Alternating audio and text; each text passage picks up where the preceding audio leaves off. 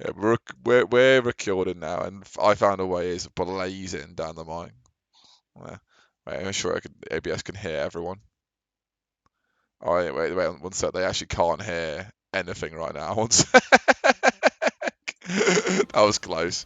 Almost did the whole Oh, no. recording with no music and no Oh, Rob. that'd be a shame. It would just be me They'd miss all waffling. our expert analysis. No, they can hear me. Oh, God. They Oh, can- well, that's much worse. Yeah. What are we now? Week 11, week 10? It's we just gone. just finished week 11, so this is Week the 11 has yeah, just yeah. finished, and Johnny is Bro, tapped out of the podcast. well, either that or he just didn't want to face the interrogation of his obvious, disgusting Outrageous. throw. Which I'm sure that we'll discuss. And you know what? Yeah. I imagine this week without Johnny here, it will probably last a whole 25-30 minutes shorter than next week, because we won't have ridiculous debates about Tank Dell and DK Metcalf. Yeah, exactly. Which, although Tank Dell did have another incredibly good game. Straight from the debate. But DK do got you want to touched on get straight into it with your? Do you have any stats or updates on the? Well, I think everyone read the ones that I put in the WhatsApp. I don't want to open WhatsApp on my computer because it will record it. Yes, yeah, I can hack them But up. to be fair, I was quite interested. I know something off the top of my head, just to be, want to have a look at those. The most interesting one was the fact that Loukas, despite being only 5 or 6 isn't even that bad, but he's lost 4 games when scoring above the league average in points. Yeah, that really surprised me actually, because It's quite unfortunate. at level I just didn't think Lucas's team was that good, but it actually is Scoring good. consistently Very well, solidly. Yeah, but just not very getting wins. Although with the crucial win that he picked up this week, Yeah. he might be making his way into playoffs. Should we start with that one then? Yeah, sure. Since I found a way it's still playing. I just forgot. Lovely. Yeah, I mean, let's put it this way, guys. Johnny's hurting his stock in the tiebreakers. He's only on 1-2-8-4 over the whole season now. And I mean, Ben's overtaken him. Let's put it that way. So, I mean, yeah, it's key to talk about the fact that Johnny very clearly fielded the weakest team he possibly could out of his players, because he is Johnny and he likes to try and play chess, and he's trying to tank Callum's pick so that he gets a better pick himself in the process. Giving Loukas a win helps that aim. I did discuss this with Johnny as a co-commissioner before he did it, just for full transparency, and it is absolutely fine. The actions that he took. I think the rule that we've always taken as a league is that as long as no one is fielding any empty roster spots, then it is okay. And in terms of Johnny Fielder, he fielded the Saints defense on bye. That I felt was fine because other people have fielded defenses or IDP players on bye in order to avoid dropping people on the bench. So that's out the way.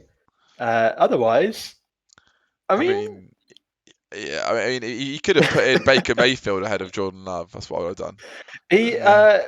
Johnny's words, not mine. He said that he didn't want to put in Baker Mayfield because he was clearly a much better quarterback than Jordan Love. He was also playing San Francisco.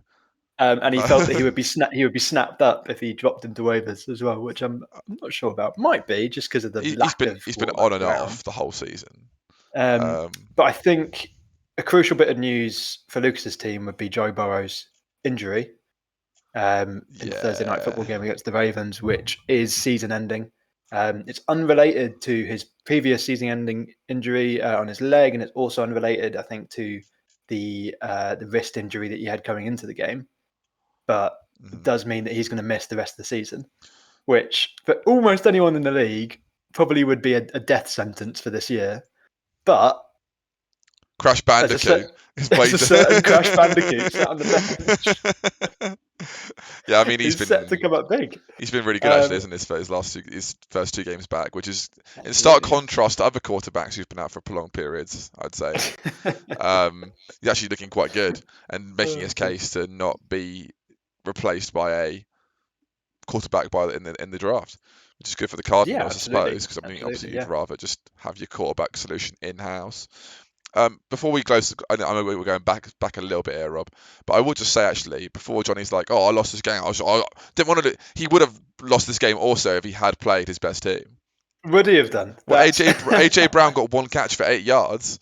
Oh And wow, he did. Yeah. Jalen Waddle got 6 Wow. points, and then everyone else, London, Olave, Ramondre, Jonathan Taylor, is on bye. Like I mean, like even if he played TJ Hawkinson, he'd have only got 5 more points than Frymouth. He actually only would have got 3 extra points by playing Josh Allen. He wouldn't have made up the difference to the 98 points that Loukas scored. No, he wouldn't have done. So you know, okay. cracks in the otherwise impenetrable armor of the Heart Hogs. Clearly, I mean, they did have 5 players who are fantastic 5 players. Yeah. So you know, tough scenes. So you could argue that I mean, Trey McBride, didn't quite slot in at the flex slot like I imagined Johnny might have hoped, but whatever.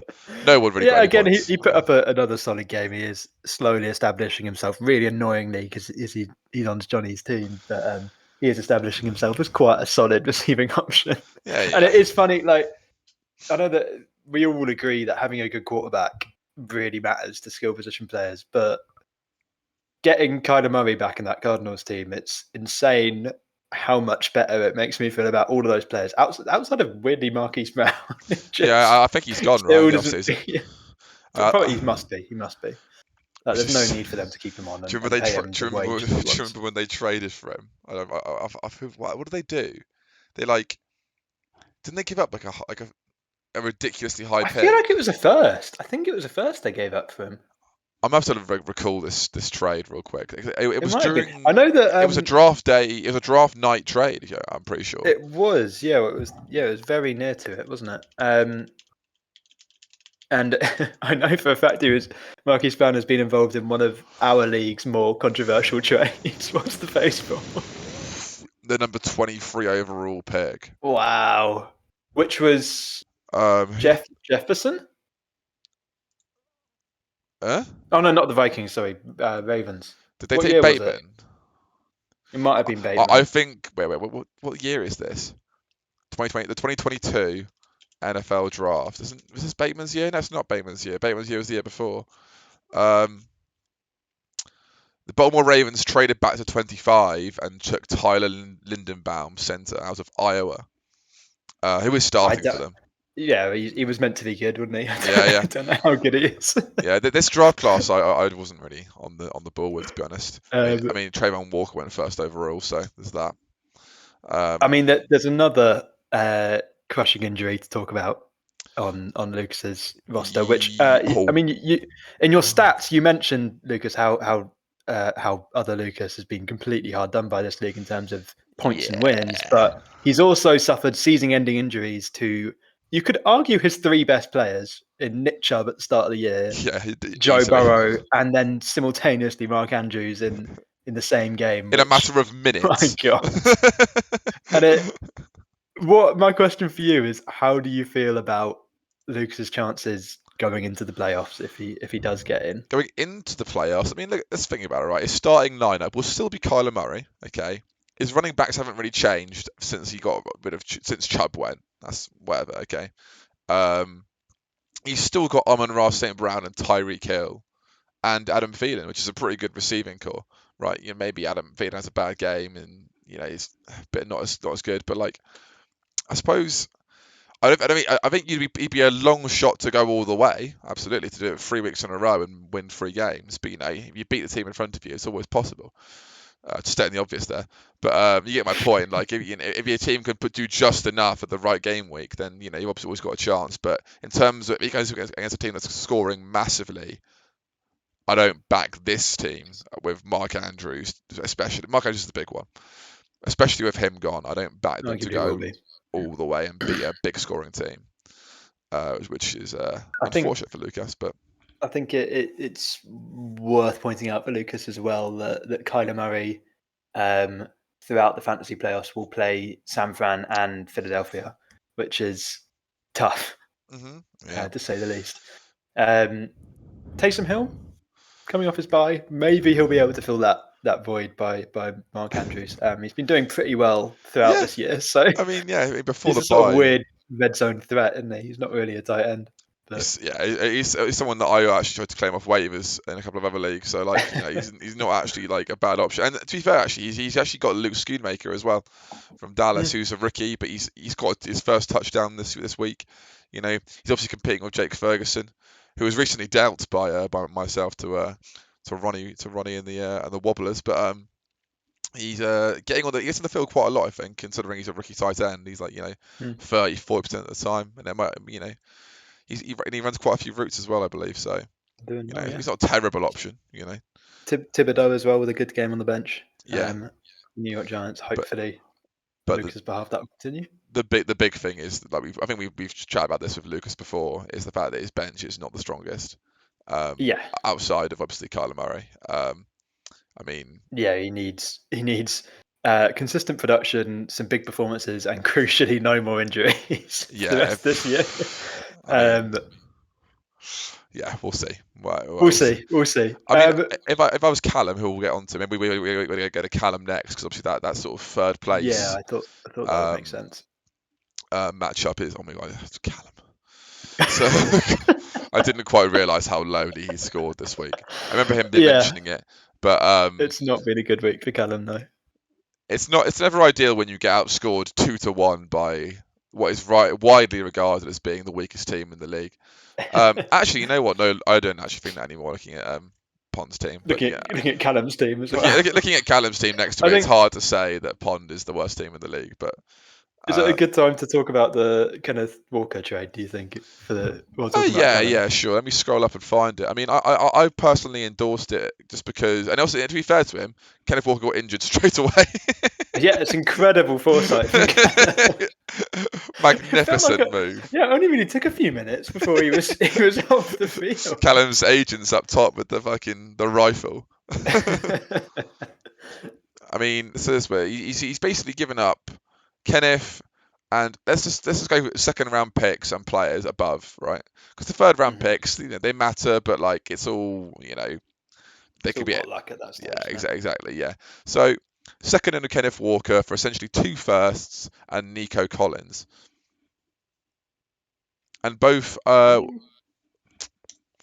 mean, let's put it this way, right? I've always justified Callum keeping Kenneth Walker on the basis that he gave up so much draft capital that unless he got that amount of draft capital in return, it was never going to be worth him doing any kind of trade for Kenneth Walker.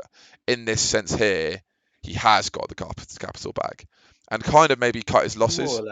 More or less. Yeah, I think it's more of a case of cutting losses because he won't get his own pick back, which will almost certainly be higher than Ben Cook's pick, which is the one that he's claimed for this year through that trade. But yeah, you're right. Callum had a bit of a sunk cost fallacy, I think, with the Kenneth Walker trade, where like he needed him to be good so well because he put so many resources into him, but this frees him up a bit. He's got 2 first round picks. Might allow him to do a bit of a quick rebuild, which it is possible for his roster to do that. He's got a lot of pieces.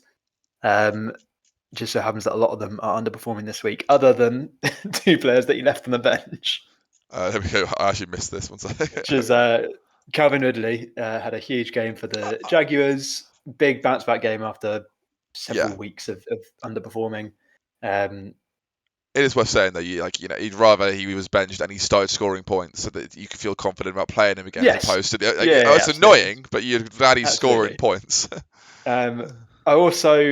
One that I've almost found quite annoying is Khalil Shakir. He's been taking a lot of targets off Gabe Davis in my other leagues. I picked him up and dropped him, I think, probably about 3 times in our Dynasty League here. And I dropped him, I think, week 5 or week 6. And then a few weeks afterwards, his Snapchat suddenly flies up. And he's straight up. Look at that. That market. He just is. Like, he basically he's just playing. He's Gabriel Davis, but better. Not good. Gabe Davis isn't a high bar to set, but yeah, he's a number 2 in Buffalo. He's a number 2, and he's a solid number 2 receiver in Buffalo. I think Kincaid is a good option. We'll come on to that, but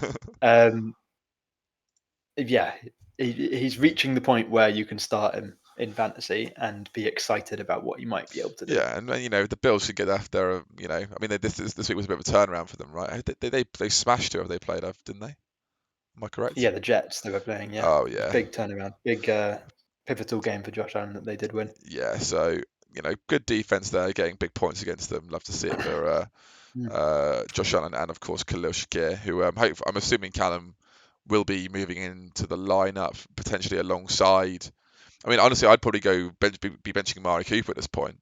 I think if you play one of Amari Cooper, play one of Amari Cooper or Ridley, play Nico Collins, and then play probably Shakir over Myers, because Myers has sort of lost his appeal, it would seem. I don't think we've really talked much about Miles Sanders either this year, and what's really happened to him, because I haven't really paid that much attention to the Panthers. Thankfully, I don't really have any skin in their game, and he just seems to have faded away. Well, I think it was sort of the impression we got was when he went there was like he's going to be the one, and that's never really happened. And also that on top of the fact that the Carolina defense or offense even is terrible both through the air and on the ground, has meant that his scoring potential is significantly capped because they just can't get in the red zone really. And obviously, I mean, look, we're looking at here. He's got Sanders and Hubbard, and might be the best definition of a split backfield I've ever seen in my life. 10 carries, 57, 11 for 50 each. It's just two pieces you don't really want. That's the issue. Yeah, like who you don't want to start either of these players. It would be so much better for Callum if they just like committed to one of them, and then even though they still aren't going to get half the production. Also, he did bench him, but Khalil Herbert was ridiculously inefficient for the Bears against the Lions. He literally averaged like a 2-point-something yards per carry. Yeah, I mean, honestly, it feels like the guy on Aiden's team, Foreman, is the man. It's really the man who I traded for like 70 fab. You've made some, I mean, yeah, two people that could have started this week for both Callum and Aiden that you've traded away for pennies. Absolutely Jared nothing. Foreman. At least I won a few games, but he still made some horrendous ideas. I kind of want to move on to Aiden briefly. Oh yeah, just because like I'm playing him this week, and I am genuinely quite scared of his team. And I think if he was in a different division, because he's with me, you, and Miles, all of us have fairly decent records. He'd be well in the shout for a sort of last-minute playoff push because his team's really coming into its own. I mean, the thing is, your win like meant that unless you lose all three of your games within the division, I mean, obviously he can it's not impossible, but like he also needs to score more points than you.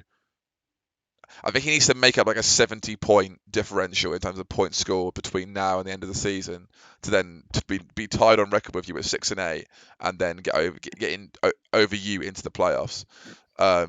Also, banking on the fact that the other third place teams don't beat that tiebreaker as well. Which I don't think they all mathematically can. We'll work it out. But yeah, Aiden's team. I mean, everyone's bloody scary now, isn't it? Like, and I think a lot of them have had their buys by this point, so they're just kind of good to zoom on out to the rest of the season. Tank Dell, we've mentioned already. He just had another amazing game.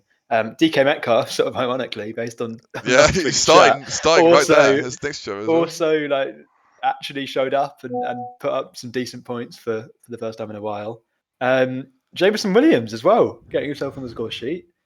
He is slowly ticking up in the Lions' offense. He's slowly getting more and more on-field usage. I want to say, I'm sure Sleep will show it, but I want to say he had about 80%.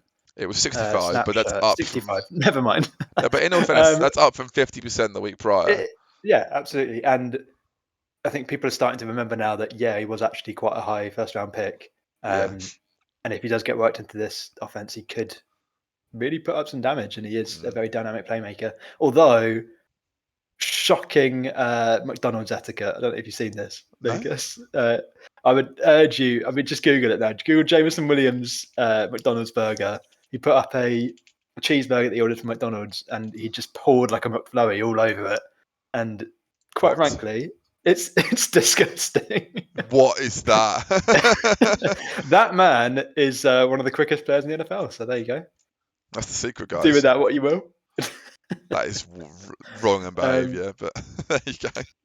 I think, all in all, though, it speaks largely very positively for Aiden. The fact that he's got picks going into the off season, he's got his own picks going into the off season. I think maybe he's traded them away. He has got Um, largely his own pick. He has 2 picks this draft, but he does crucially have his first round pick. He also has Callum's third rounder.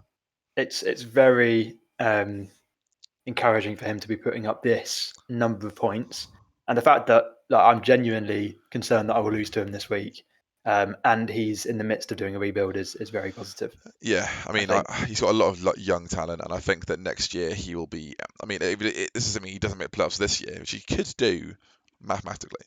If not, next week we'll do a little minute of silence for the first mathematically eliminated playoff team. Yeah, I know. We'll do the last post. The last post. Callum Williams is coming back apparently this week as well. So yes, he will be. Just to really pile into my fear, because the only really negative spot is Najee in that lineup, based on the fact that Jalen Ryan has had a bit more of a breakout game this week. Yeah, he's also got Ty Chandler on the bench, who didn't play. So he's well covered. Yeah, he's fine. His playoff run is on the cards, guys, for Aiden Bond. Trouble.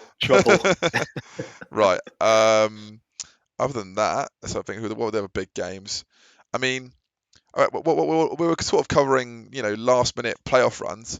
I suppose we better chat about Ronnie, who has won 2 back-to-back now. And he's committed to this now, isn't he? He's committed to this run. I mean, I suppose so. I mean, his team's not awful, and if Brian Kenneth Walker going down is a concern, obviously, but if San Fran can still keep doing what they're doing for him,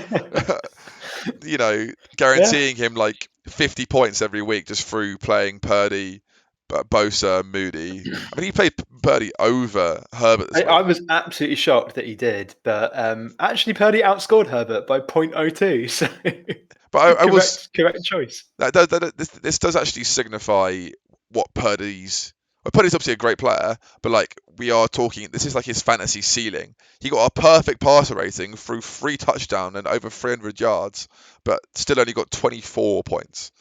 Sam Howell has scored more than that this year. And if you compare that with Herbert's game, there was multiple occasions, I don't know if you saw it, Lucas, where he had wide open receivers who, through some weird combination of the low November sun and I don't know, just fear, just it hit them in the chest or head or they sold my bro ridiculous. He is the most unlucky man in the entire NFL, Justin Herbert. Poor fella, honestly. I won't hit anything else.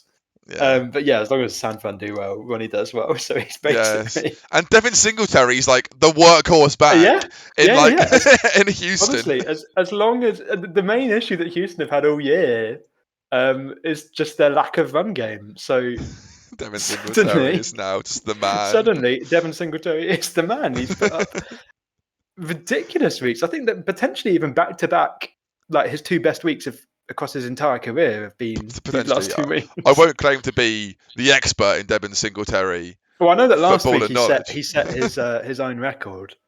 22.10 fantasy points. Yards. And he got 150 yards, so. Yeah, and as long as Dameon Pierce is out, Devin Singletary is a fantastic fantasy play. And even when he's back, he might have quite a lot of value. The worst case scenario for Ronnie is that the Houston Texans backfield ends up like the Panthers. And they're getting both sort of 60 yards each. Big fear, yeah. I mean, so Ronnie, he's also on the cards for a late playoff run, and obviously looking at his group or division even, he's only got to catch Chris down, who, as we've just mentioned, is the opposite of Ronnie and has got a lot of problems. And we'll have a bye week for Kyler as well, week 14. So I don't know who's going to fill in there based on the fact that I think it might have to be Tommy DeVito. I'm not sure who's left on waivers. I mean, he's got Taysom Hill and Malik Willis. Put one of them at QB. We'll have to see. I'd love it if you could put Taysom in it. Oh God. Yeah. Dear. I mean, I'll briefly chat about myself, just because there was a few things that sort of came up. Moore and Kittle had good weeks. Myles Garrett is arguably putting in a conversation for my Moran's MVP of the season, because he just consistently is just putting in I mean, like he's been the TJ Watt this season. He's got more points than TJ Watt. I think he's got to be Depoy. Surely he's got to be at least front runner for that right now. Yeah, right now, 100%. He's just absolutely ridiculous. Yeah, and like, I mean, you're winning games 13-10. One of your defensive players is probably doing something right. Yeah, it's insane. I mean, across the board, your defense and special teamers. It's just been one of the big reasons that I've not been losing games this year, because like TJ Edwards and Garrett, and then Tucker, and then a combination of Chiefs and Miami defense has always been putting up 30, 40 points every week. And I mean, it's worth saying, even after a few shaky games, maybe at the early parts of the season, the Dolphins' defense has been coming up pretty good. Yeah, I got them off waivers 2 weeks ago. It was pretty surprised to see them on there, and like now they're really getting ticking. And they've actually got a few. Look at these games here: New York Jets twice, Washington, and Tennessee. That's what I'm looking at, but I'm also thinking if you want to go deeper into the playoffs, you've got Dallas, Baltimore, Buffalo to close off the season. That's why I've got the Kansas City footballing Chiefs, right, who are playing Vegas and Cincinnati and New England in the same weeks. He is thinking. I don't know do you have to hand how many sacks Sam Howell's taken on the year now? Because again, somehow he was less sacked than Tommy DeVito in that game, but a lot of sacks in that game. Still got tackled 4 times behind the line of scrimmage. But to be fair, like there's a lot of QBs who would. I mean, he still scored 15 points, which is probably like I don't know, like at least like top 12 on the week. Like it's not awful. Yeah, but, I think that since Johnny's not here, he can't defend himself. But I do think the dropping of Sam Howell might be one of the bigger waiver blunders whiffs over the season, because he's by no means he's not been like lights out. No, he's been pretty good, and when you consider the fact that he's been sacked like fucking 70 times or something. Imagine if he wasn't getting sacked. Ridiculous. Yeah, like maybe he'll panic. Maybe he won't know what to do with all that time. He'll just he needs the pressure. But no, he has been playing really well. Yeah. Largely, I'd say really well, and the fact that the Commanders aren't really that good, and yet he is actually putting up good numbers, is definitely encouraging for you. Yeah, the big note as well, of course, is that Charbonnet may become running back 1 at least temporarily. Yeah. Obviously, I hope he is permanently. You know, he comes in, runs for 100 yards off 3 carries. It would be very good to close out the season. Higgins will be coming back as well, but no longer be getting thrown to by Boa, which is a bit of a shame. Well, I'm not too worried though, because I've still got Nakua, and I've also got and Cup's injury apparently isn't long term, which actually I'm low key a bit annoyed about, because it means I still have to choose between who I'm going to play, and I might just pick Nakua next week, because honestly, like, he's kind of the man. Yeah, we'll have to see. Lockett might get dropped, but anyway.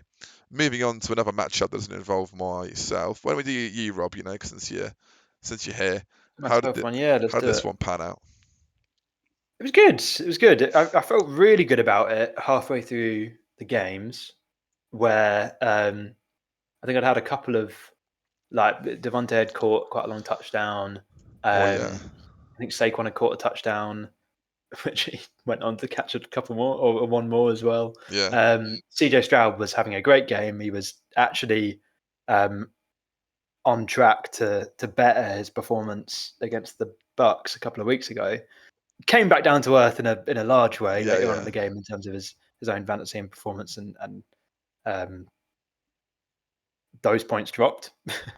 But largely, I was happy. It felt good. It felt like lots of people were pulling their weight, which is nice. It's no one massively doing it by themselves, which is always good to see. No, and I think Travis Etienne, who I was relying on massively earlier in the season, has had a couple of kind of dud weeks, and it hasn't affected my scoring too badly, which is nice, because it means that there's people coming back. I think Devontae getting a bit more of a chunk in that Raiders offense since McDaniels got sacked is huge. I think I saw a quote by the new coach just saying, like, I'm not an idiot.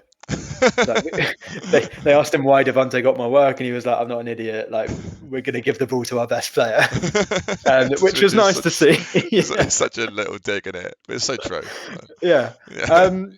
So I was largely happy with my team's performance. Obviously, Trevor Lawrence having a huge week. on the bench Oh, yeah. was very nice to see. Big bounce back week. It means I've got a big headache of who to start between Stroud and Lawrence next week, considering they're playing each other. Oh, I mean, that'd be tasty. I have no idea who to play. I don't know. That's a tough one. Good luck.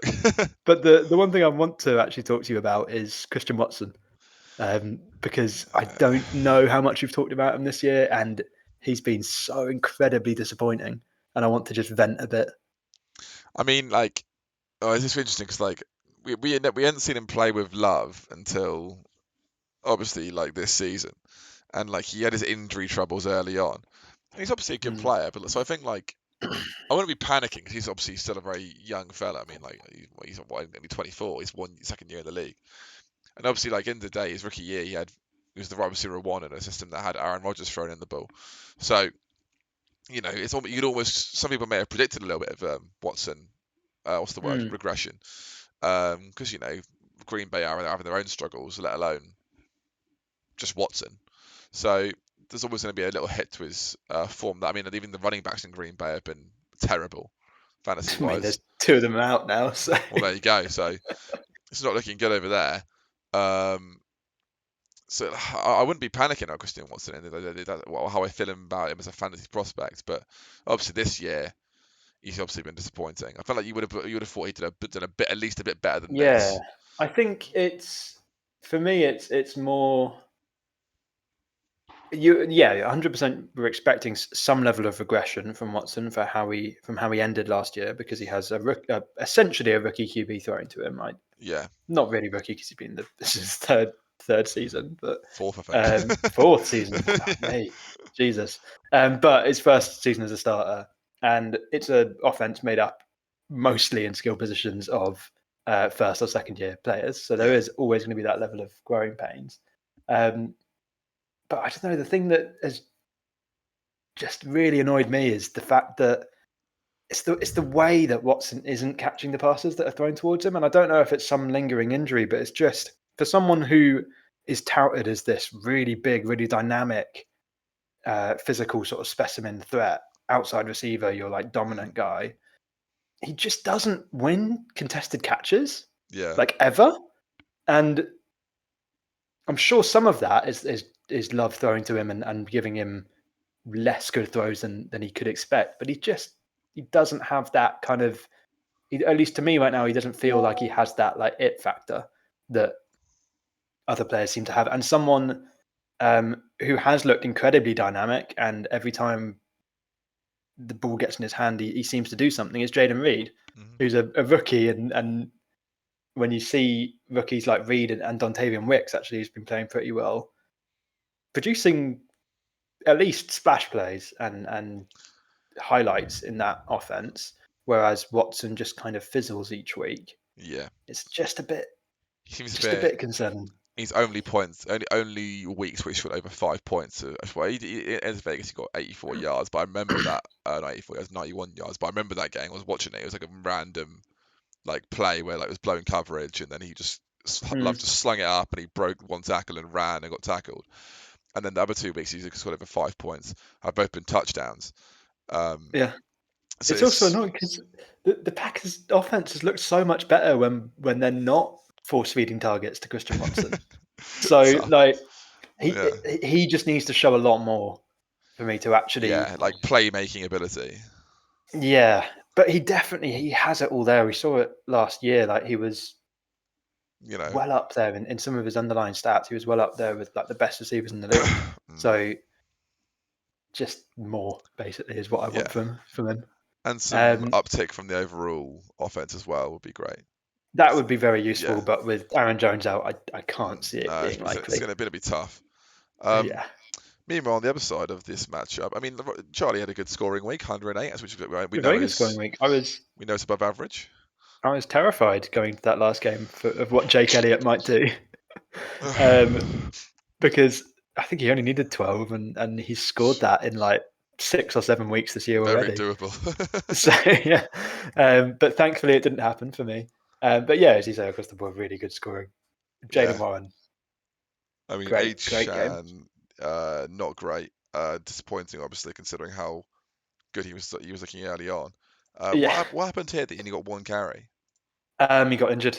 Oh Christ! Well, apparently he was. He Went did. out He and didn't did come practice back. today. Apparently, so there's that. Um, It's a concerning trend to see. I mean, Early not. on in someone's career. Yeah, You'd year say. one, not ideal. Yeah. But he does have James Cook and Jalen Warren getting it done for him at the same Yeah. position. So, like, if Yeah. we're looking ahead at everyone's playoff chances, Shires gonna have Keenan Allen, Lamb, Warren, Cook. He's got some good players in here, and if they have good performances, he's going to win some games.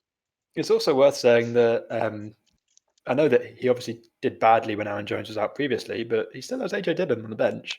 Yeah. And AJ Dillon is now the only running back, literally the only running back in Green Bay. I think we have elevated some people from practice squad, Yeah, but some no-namers. he's just going to beat off practice squad people. Like maybe I don't even know if Robinson was still on the practice squad, but he just has to beat off of James Robinson, who hasn't really played in a year and a half. Oh, is that where he is? And he'll have all the work. I can't see him. A James Robinson resurgence would be so funny. It would be amazing. It would be absolutely incredible. I might have to. He was rejoined to the practice squad to take the place of the other players who got promoted. Was he? Oh, James, no. What happened? Poor fella. Oh.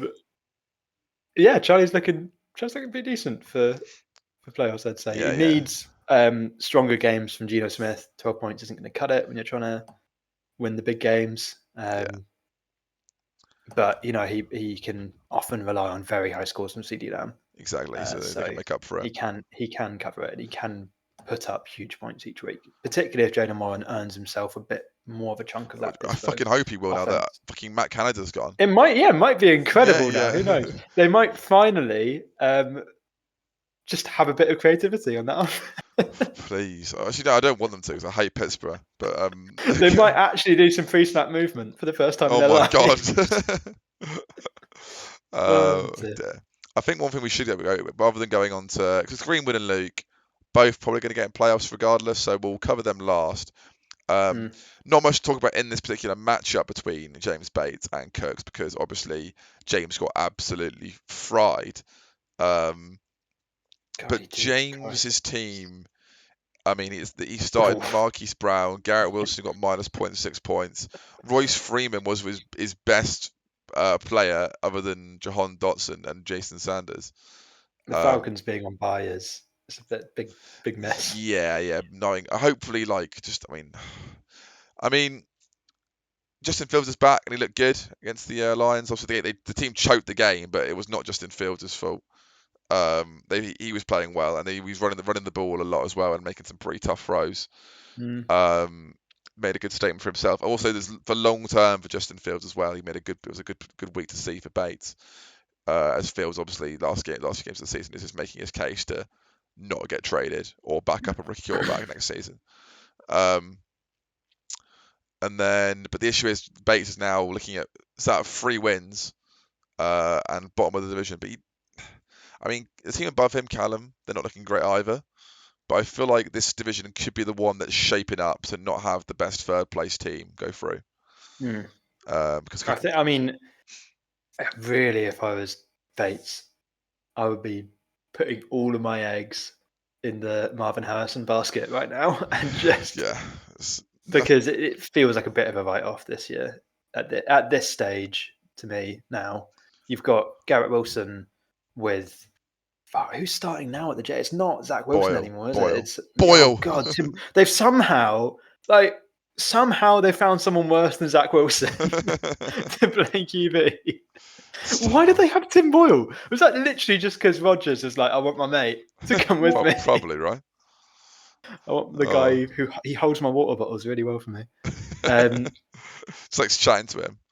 Yeah, just like Garrett Wilson isn't going to be reliably putting up huge numbers. Well, you never know. I can't see it happening. Week or two, A-Rod comes in. And I feel like this year for the Falcons as well, unless Arthur Smith decides that he's actually going to start using the best players in his team. Yeah. It just feels like it's not going to happen now. But because he has such a good roster, he might be able to position himself really well in the wooden spoon. He literally could come into next season if he gets the draft right as well. Looking like one of the favourites still. Absolutely. For the whole Absolutely. It league. feels weirdly, it feels a little bit like a few years back when the 49ers, Garoppolo got injured partway through. Yeah, and then they just had an Kittle awful year, and Debo all went down. Yeah, and they got pick 2. Well, which, they had 13 and traded up. Oh no, so I'm talking about before that. So when Garoppolo got injured, the ACL or something for the season, and they got Bosa. They got pick 2 and they got Bosa, and then they immediately made it the Super Bowl next year. Because he has, going into next year's draft, he has Miles's pick, but then also his own. So he could have a high first, but then also a sort of mid to late. Sorry, a mid to high first, and then a very sort of low first. Yeah, and that's 2 solid picks. Not much on his taxi squad right now, but I mean, doesn't really need to. Justin Jefferson is there, ready to come back. I mean, again, he sounds like he's just going to come back in fantasy terms probably next year, because he literally said earlier this. I don't give a fuck about your fantasy. Yeah, he was like, he was like, I'll come back when I'm ready to come back. I'm not risking my career. Fuck your fantasy teams. Which makes you wonder, how many messages do you think he was getting on that Instagram from Fantasy Manager? I think he was getting it from players in the NFL. To actually come out and say that. I think he was getting DMs from players in the NFL being like, yo, Jez. I reckon he was getting like family members coming out and saying it. So, Justin, I mean, we all drafted you because obviously we're your family. Justin, mate. Justin's son. Get out there. I'm making a really big push for fantasy playoffs this year, and I really need you back. Yeah, there's not much more to say about Bates' roster. I think we like so many of the players on it. It's just not materialised. We'll get him next time. Yeah, it is. I think the main thing he needs to watch for the rest of the season is Justin Fields and how he plays, because if he plays well enough to earn that starting role going into next season, I don't even care if it's at the Bears. It may be even better if it's somewhere else. But if he has that starting role next year, great. I mean, he's QB20 having missed like 4 games. Oh yeah. Yeah, he's played really well. Yeah, so he's got big upside with his rushing game. So especially fantasy. Yeah. Yeah, so exceptionally well in fantasy. I mean, the other player we haven't mentioned there is Luke. Actually, he's got 2. So this is the last team we need to talk about. And Luke and Greenwood, sorry. Cook as well. Well done, mate. Yeah, the players did really well again. Yeah, we literally haven't even mentioned it. Yeah, they all did good. Gus Edwards is still a bloody bus. Loukas is a mug for trading him to you. Kelsey, good trade. He'll probably do you well going into the play. Absolute joke though, by the way. I traded him the end of week 6, just here. 5 points. After that, 20, 27, 17, 9, 19. Also, Chase Young on the bench. I know that he didn't put up that many points this week, but I cannot believe that the 49ers were allowed to get him. It wasn't vetoed by the other league members. What they think? He might be scary. He might be scary going to playoffs. So yeah, Bates, as ever, can beat anyone on any given week. Cook. Not Bates, sorry, Cook. Yeah. Bates cannot. That's the issue. Bates simply cannot. Oh dear. Luke then, yeah? Yeah, Luke. I mean, Luke and Greenwood. Yeah, I mean, everyone. Yeah, it's a good week for Luke. I mean, he's not had many of these, so which is weird to say for a 7-4 team. I'm happy for the lad. Yeah, good for him. You know, I think the thing is, Luke has scored very few points, but a lot of that came from him scoring absolutely nothing almost in those 4 weeks that he lost. It feels like he got absolutely he's sent been blown down out a few times. Yeah, but the games he's won, he's not scored massive points, but he's still scored, over average. I don't think he was a big outlier as someone who'd won games while scoring below average. I don't think anyone really was, to be honest. It was only Loukas that really stood out as like someone who'd lost a lot whilst scoring over. But Pollard, I mean, they obviously ran all over Carolina. But he finally got one. That touchdown he scored was insane as well. Like, he hasn't scored one in so long, and it's almost fitting that he does it in a touchdown where he has to run through like 3 or 4 people. Desperately, just reaching. Really battling for it. Yeah. I mean, Brandon Ayuk as well did really well. I mean, Brandon Ayuk, isn't he at the end of his rookie deal this year? Or was it next year? This year? He's in his...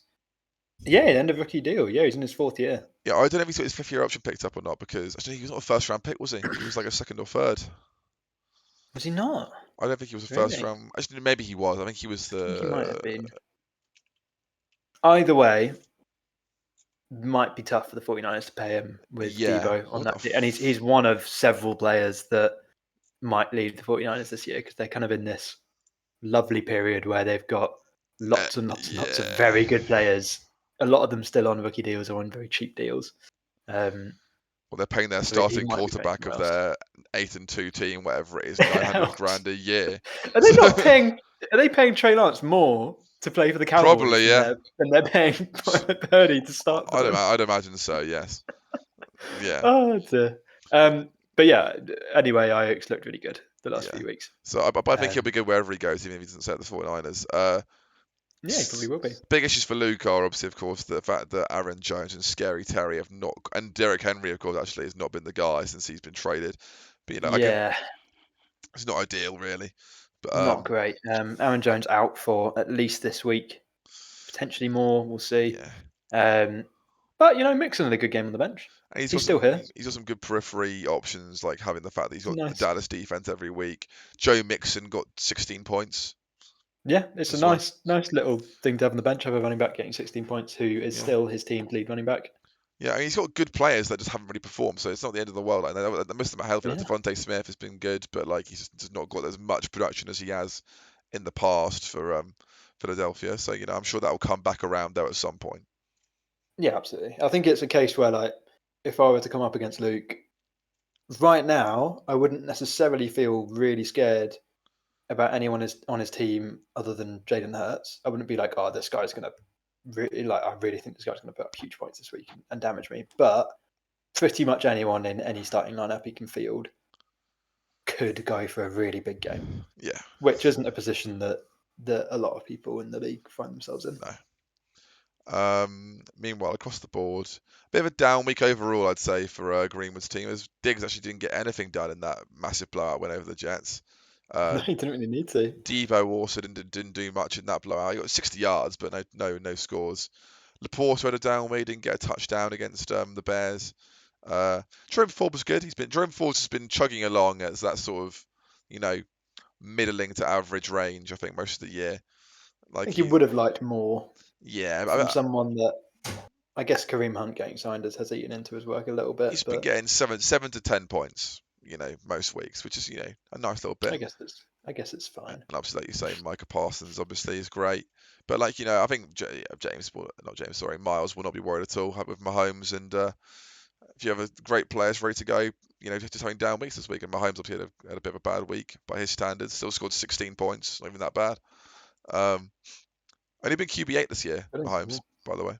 Is he really? Yeah, it's been a weird year for QBs, isn't it? Yeah, I don't know what's going on. Hopefully someone interesting will win MVP. CJ.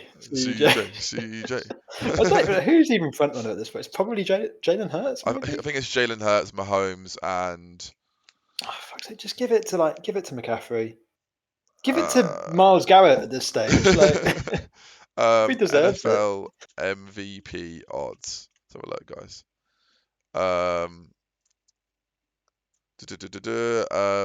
Wait, what am I sorting by here? I'm going back to no. You could make a case that McCaffrey should win it, or actually, you could probably make a case that Purdy.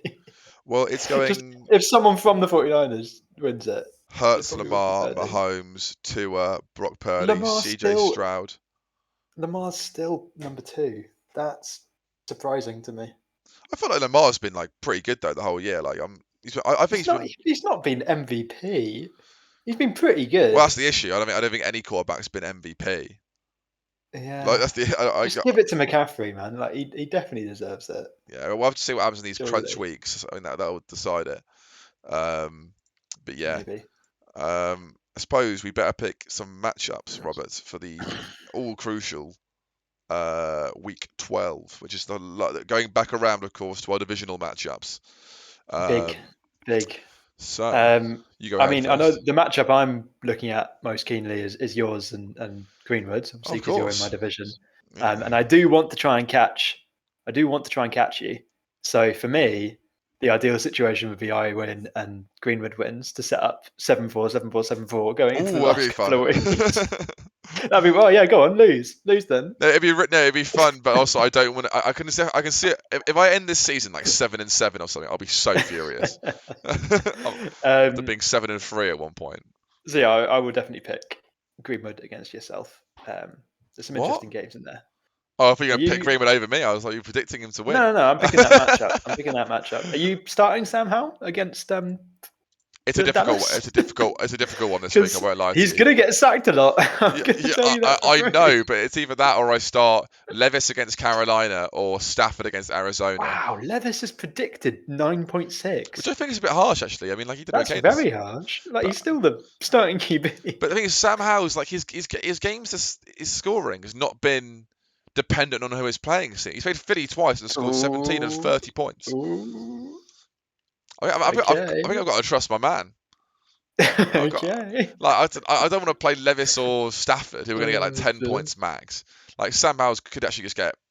I feel like a down week, Sam Howell gets 10 points against Dallas. I think looking at this matchup, it could be decided by QBs.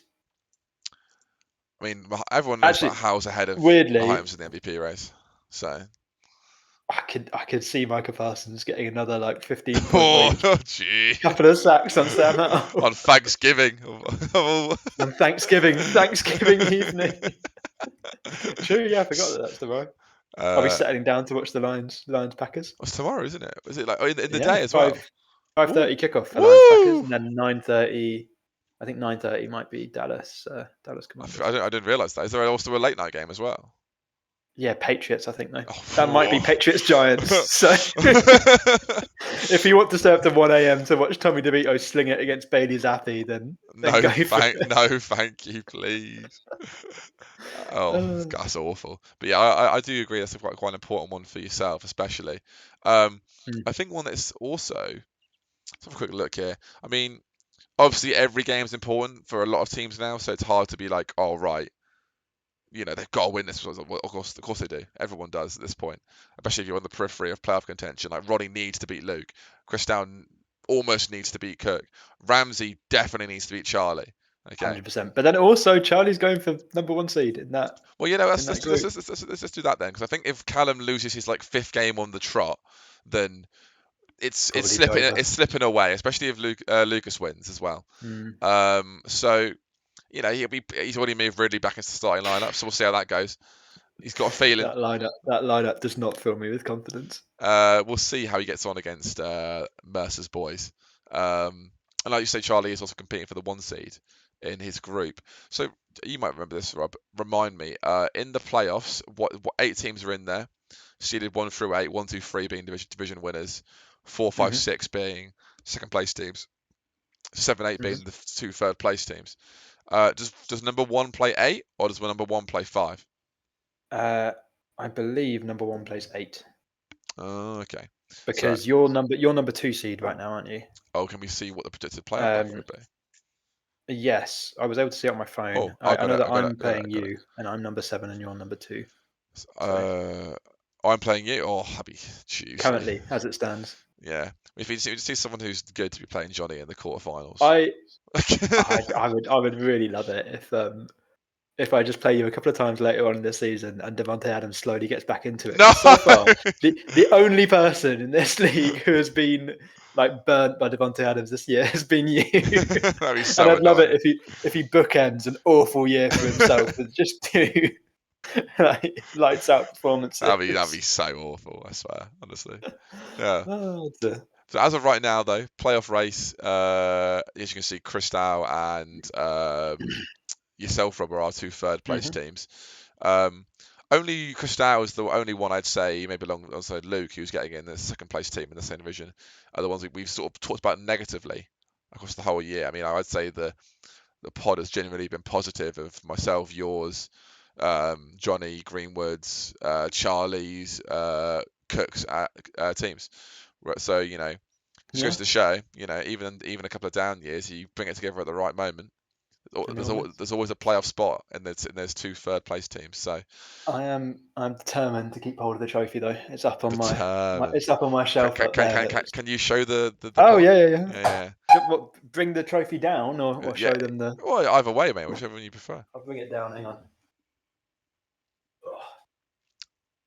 Here it is. I know as the only person actually who's held it in their hands, I can tell you that the glitter does come off quite a lot in your hands when you hold it. So you would hold it by the It's funny. base. Yeah. Hold it by the base because even now I've got a little bit of gold like paint on my hand. But there you go. There you I've go. grown very attached to it up on my shelf, so I don't want to lose it. Yeah, who was the person in that playoff bracket we just spoke about who you would want to see it in the hands of the least?